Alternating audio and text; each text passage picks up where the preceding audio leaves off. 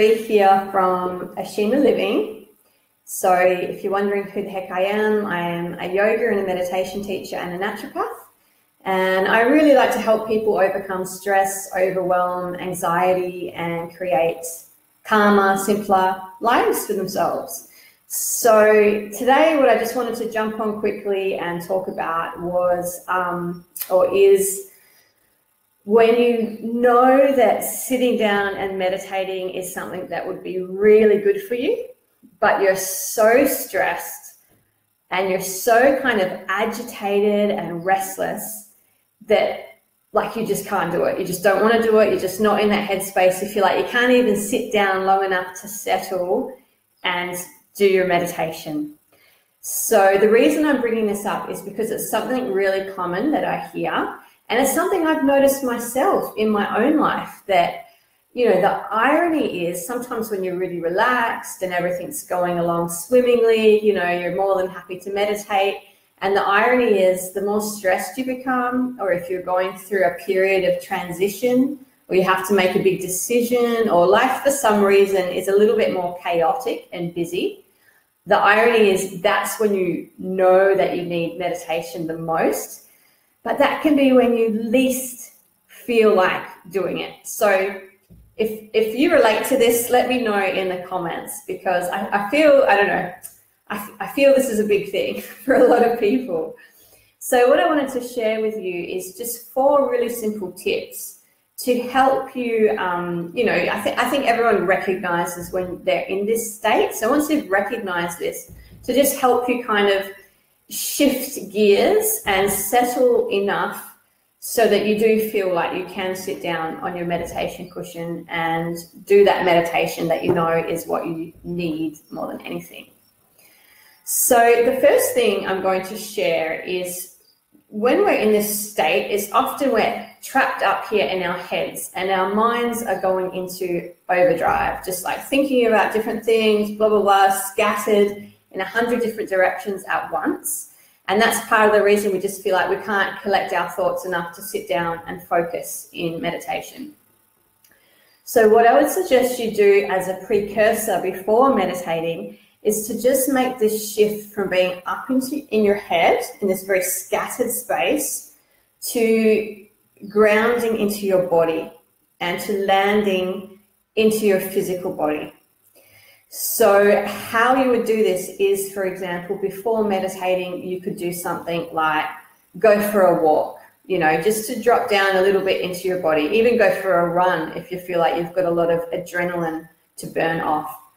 Another thing could be practicing yoga. So yoga is an excellent precursor to meditation because you just start very subtly starting to synchronize your breath with your body movements, and often that's enough to just ground you again and get you a little bit more connected to the present moment, and then that makes meditation a lot easier.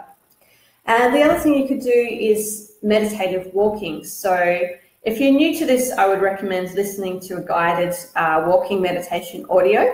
And basically, instead of sitting, a lot of people, especially with anxiety, find it hard to sit. It's a very, very slow walking process, but still a meditation, basically. So that's number 1. Get back into your body first and then try to meditate. So number 2 is often it can be helpful to journal before you meditate. So especially if you've got a lot on your mind, or maybe you've tried to meditate but find you just keep thinking like even more than you normally would about a particular issue or a decision you have to make or something like that. Often if you just take half an hour or even 15 minutes before you meditate just to do a mental blurt on the page. It doesn't have to make sense. You don't have to keep it. You don't have to read it. It's just like getting it all down on paper. Just kind of like, it's like a drain for like a, I don't know, it's like throwing your thoughts into the rubbish bin, just getting them off the front of your mind onto the paper where you can clean the slate. And often sometimes when you're journaling, you look at issues in a different way, you get a different perspective, creative solutions can come to you. Or sometimes you just need to have a good whinge and just complain and kind of get it off your chest, even if it's just on paper. So doing that first before you meditate can be really, really helpful to just tone down the monkey mind just a little bit before you sit down and meditate.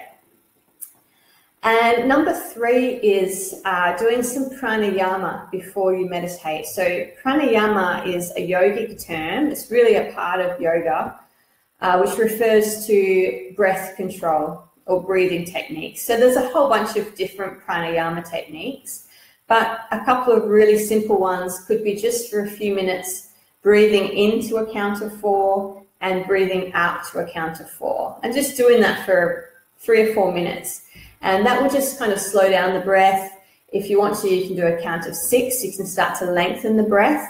And what often happens, because the breath and the mind are so intimately related, is once we start breathing a little bit more deeply and a little bit more slowly, we just start to settle the mind down a little bit. So that's one type of pranayama.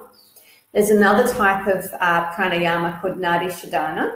So it's something you might want to look at. It's also called alternate nostril breathing in English. And that's basically where you take your 2 peace fingers between the eyebrows, you block one nostril and inhale through the opposite nostril, and then you cover the other one, exhale, inhale, swap, exhale, inhale, swap, and you continue like that. So you're always swapping at the end of the inhalation. So you can Google alternate nostril breathing if you want a proper, more in-depth description. But that, again, just helps you to bring your mind into a calmer place of focus because you're concentrating on the breath. And it also starts to balance the left and the right hemispheres of the brain. So that will, again, just calm you a little bit so that you can then sit down and meditate.